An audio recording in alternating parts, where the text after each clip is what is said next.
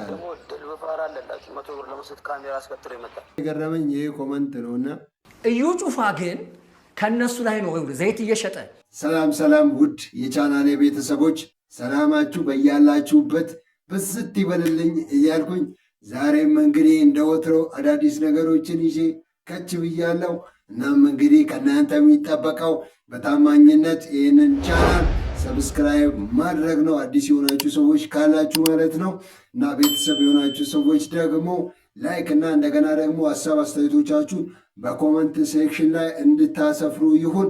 አሁን እንግዲህ ቀጥታ ይህንን ቪዲዮ ላይክ በማድረግ የምንጀምር ይሆናል ማለት ነው። እንግዲህ በተቀዳሚነት የማሳያችሁ ሰሞኑን አንድ በጣም የተዘዋወረ የነበረ ቪዲዮ ነበረ እና ይህም አንድ የሻሸመኔ ነዋሪ የሆነ ቲክቶከር ብዙ መቶ ብሮችን እንዲሁም ደግሞ 10 ብሮችም ያሉበትን ብዙ ብር ይዞ ወደ አንድ ሴት ይመጣና ከዚያ ከያዘው ብር መካከል 10 ብር ብቻ ይሰጣታል ማለት ነው። እናም ይህንን ተግባሩን ቪዲዮ ሰርቶ ምናምን ቲክቶክ ላይ አጋርቶ ነበረ እና ይህንን የተመለከቱ ሰዎች በጣም ሲተቹት ነበር ማለት ነው። በጣም ሲተቹት ነበር። እንደገና ደግሞ በኮመንት ሴክሽን ላይ የጻፉት ያሰፈሩን ነገር እጅግ በጣም በቃ ከባድ ነገር ነው። እሱም በኋላ ላይ ኮመንቶቹን በኋላ ላይ የማሳያችሁ ይሆናል። አሁን እስኪ ቪዲዮውን ተከታትለን እንመለሳለን።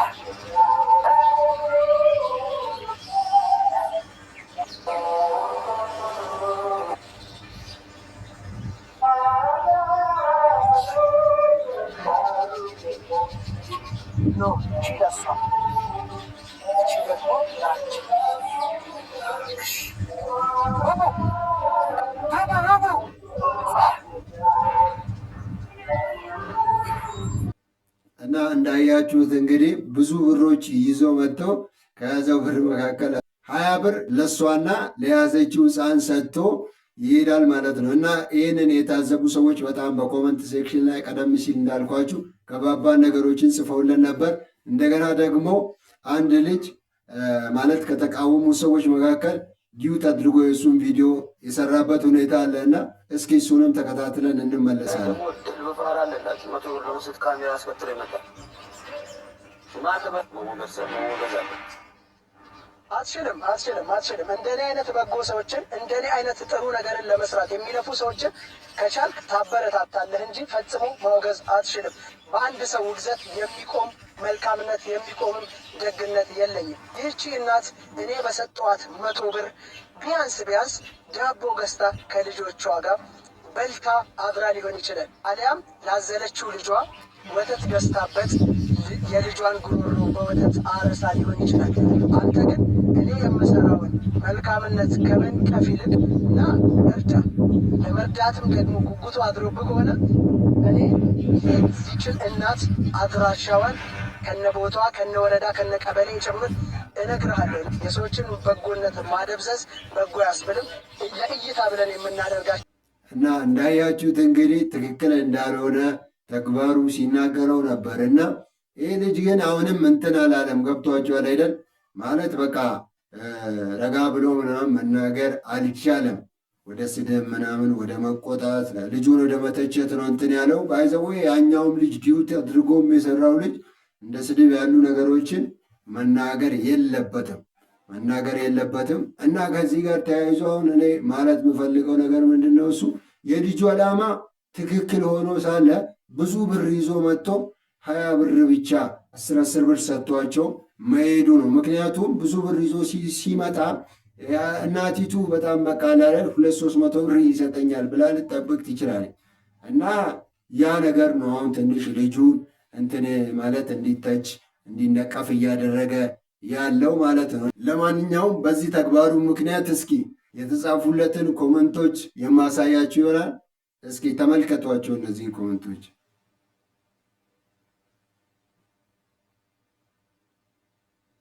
የገረመኝ ይህ ኮመንት ነውና የኔን ሀሳብ ነው የገለጸው። ምክንያቱም ቀደም ሲል እንዳልኳችሁ ብዙ ገንዘብ ይዞ መጥቶ ትንሽ ብር ሰጥቶ መሄዱ ነው እንትን ማለት እሱን ያስተቸው የእሱን ስራ ውድቅ ያደረገበት ማለት ነው።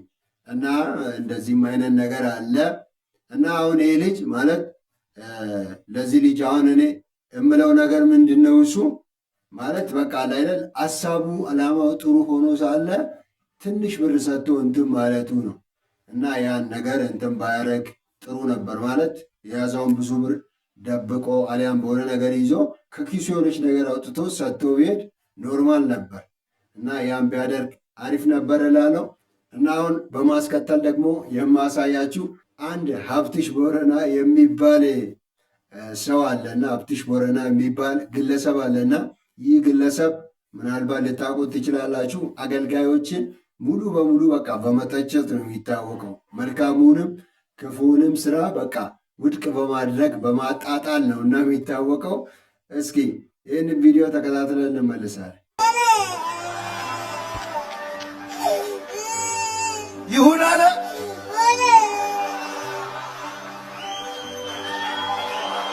አሁን ደግሜ መጥቻለሁ በቅርብ ወራጆች ላይ እንግዲህ 2018 ቅርብ ወራጆች እየወረዱ ነው በየፌርማታው። የቲክቶክ ላይ እንትኖች ነው ገበያተኞች ቴሌቪዥናቸው ተዘጋ። ያ ዝም ብሎ እየመጣ ሲጋልቡበት ሲፈረጩበት የነበርም ሐሰተኛው ምዕመን እግዚአብሔር በረዳን መጠን ከእጃቸው እያስለቀቅን ያለ ነው። አሁን ደግሞ የአዲስ አበባ መሬት አስተዳደር አዲስ ሕግ አምጥቶባቸዋል በእነሱ ላይና ማይሰራ ማይገነባ ከሆነ አዳራሹን ወደ መሬት ባንክ እንደሚመለስ ማስረጃ እና መመሪያ እንደተላለፈላቸው መረጃ ደርሶኛል፣ ሰምቻለሁኝ። በጣም ይገርም። እስኪ እንደገና ይህንን ቪዲዮ ተከታትለን እንመለሳለን። እዩ ጩፋ ግን ከነሱ ላይ ነው ዘይት እየሸጠ ከነሱ ላይ ነው ታክስ እየተቀበለ ቁሳቁስ እየሸጠ ሶዶ ላይ G+12 እና 14 ህንፃ የገነባው እንደገና ይገነባል እንዴ ሶዶ ላይ G+14 ባለ 14 ወለል ፎቅ እኮ አለው እያለቀ ነው። አሁን 14 ወለል ሄጃ ይቻለው ነው። እንዳያችሁት እንግዲህ ይዘው የማይመስል ነገር ነው እና የሚያወራው ነቢይ ሄኖክ አሁን ይሁን አለ ሆነ የሚለውን ነገር ነው ሕፃኑን እያስባለው የነበረውና ይህ ደግሞ ምንም ክፋት የሌለው ነገር እኮ ነው። ግን ይህ ሰው እንዲህ አይነቱንም ነገር ይተቻል ማለት ነው። በነቢይ እዩ በኩል ደግሞ የተናገረውን ነገር የማይመስል ነገር ማለት ነው። ባይዘው ይህ ማለት ነው። ይህ ሰው አርቲስት ማስተዋልንም ጭምር የተቃወመ የተቸ ሰው እኮ ነው። በአደባባይ ያኔ በቲክቶክ ክሬቲቭ አዋርድ ፕሮግራም ላይ ስለ ኢየሱስ ክርስቶስ የተናገረችው የመሰከረችው ምስክርነት ነበረ እና ያንን ነገር ያለ ቦታው ነው እንዲህ የምታደርገው ምናምን ብሎ ይተቻታል ማለት ነው። በእውነት ይህ ሰው በጣም ትልቅ ሰው ነው፣ ግን ማለት በእድሜ ትልቅ ሰው ነው፣ ግን አስተሳሰቡ ደግሞ በእውነት በጣም የወረደ ነው። እድሜውና አስተሳሰቡ አይሄድም ማለት ይቻላል።